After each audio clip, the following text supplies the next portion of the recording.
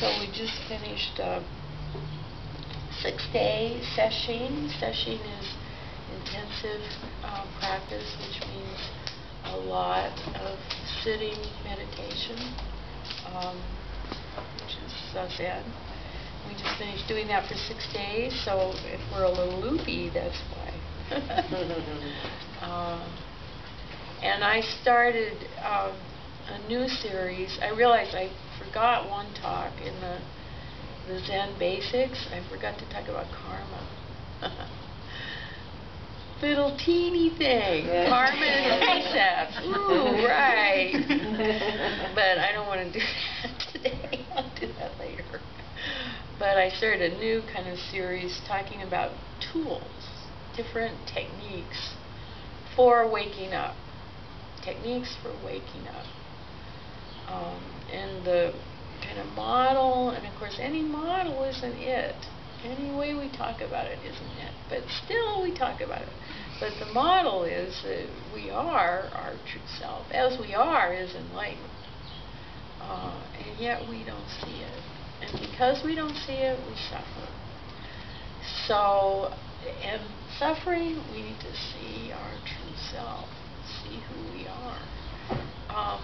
And what masks our true self is complicated, what I call the brambles of ideas and concepts and feelings and wounds.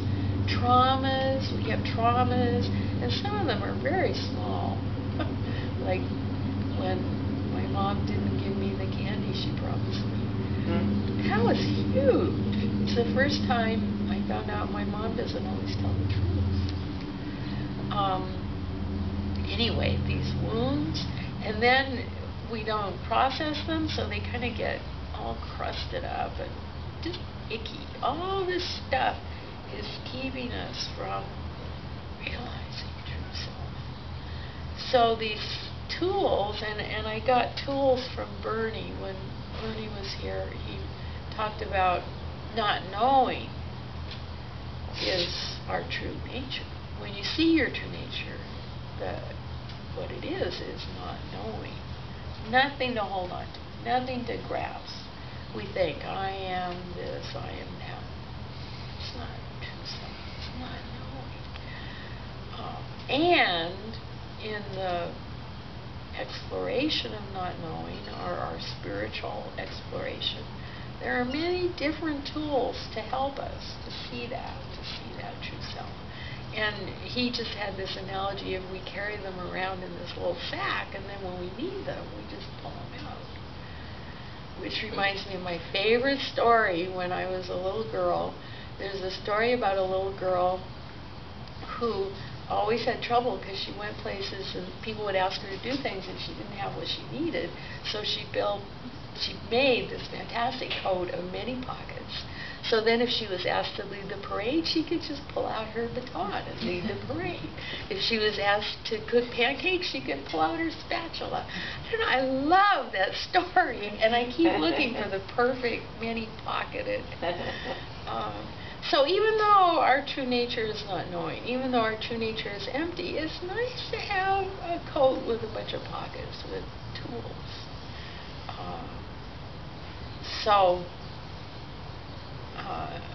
And these tools fit into Dogen Zenji, to study the Buddha ways, to study the self. To study the self is to forget the self. So this self we're talking about are those brambles. Could be, or it could be true self. Either one, doesn't matter. But part of the practice is to make friends with our emotions, our ideas, our hang-ups, and then cut through them, let them go. So I've been talking about different ways to do that, and I've been using koans, and basically people just say a koan, and then I think, oh, that's perfect. So this is one someone just worked on, and I thought was perfect tool. This is the Heigigan Roku, or Blue Cliff record, one particle.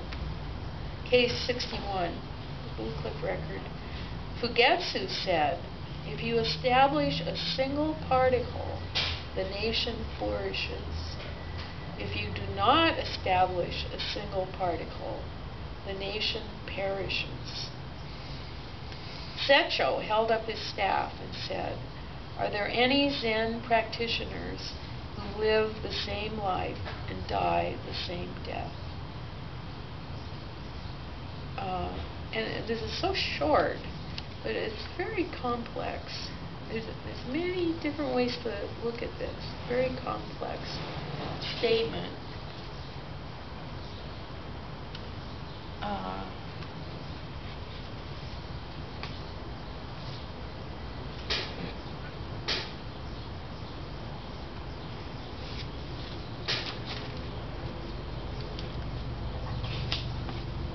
You establish a single particle, the nation flourishes.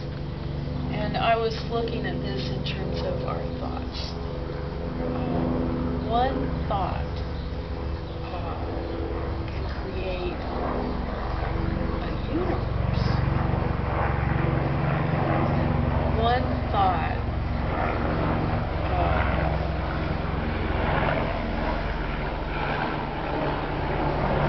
I'd like to have sex with that person. The person just walks by. The thought is, I'd like to have sex with that person.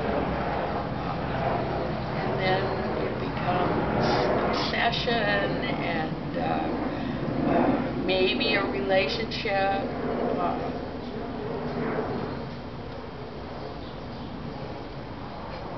One thought, I hate that person. And then we have to have the reasons why we hate. And then we create an estrangement that is with us forever. And maybe we tell others about that estrangement. It becomes this huge mess. So, but it starts with one thought. A thought is separation. So that's why when we do Zazen, the way to do Zazen is to not think. Because thinking is separate. Thinking has a subject and object. If I'm thinking about something, I'm separate from that something to think about it. So I'd like to have sex with that person. I'd like to get money from that person. I'd like to have that chocolate sundae. Creating separation and need. That's all need. Or I hate that person. I don't want to have anything to do with that person. I hate work. Gosh, I don't know how many people hate work. It's so pathetic. Because work is a big part of our life. We're like 8 hours a day doing something we hate. I hate work. Hardly wait till the weekend. What are you going to do this weekend? I love the weekend. Creates this huge thing. And then the I hate work just keeps on going. Everything that happens at work, well, this is more reasons why I hate work. Greed and anger, which Buddha said creates suffering. So our greed and anger, our attraction and aversion. So, but that greed and anger is triggered by one thought. And some people say it's an emotion first. I do not know. I have not been able to figure that out. But, and that's what we were talking about yesterday, about how Joshu was not triggered. This little old lady was driving all these young monks crazy by poking at them. What are you doing? You don't see what it is. And Joshu said, oh, I can see through her. I can take care of her. And she just went, what are you doing to Joshu? And Joshu just went home. He wasn't triggered. But we're triggered. So, attractive person walks by, I'd like to have sex with that person. It's triggered. I just saw a car over there. I don't know, this like silver convertible. wanted that car. And the strongest trigger I ever got about wealth was when I was in New York once. And this guy was, it was, you know, between Central Park and those big, high, fancy places that you can live in. And this guy was on the street flagging a taxi with this really cool long coat. And I just knew he was so rich. And that he lived in one of those places, and that he could order out for food whenever he wanted to. I wanted to be a rich New Yorker and live in a penthouse and order food. And that just came in just a moment. I had that huge desire. So one trigger.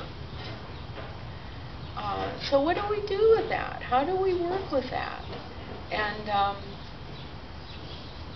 Herb said in the 12th step, they say the first thought we can't help. The second thought we have control over. And actually, Dogen Zenji says we can completely stop it. Completely stop thoughts of greed and anger.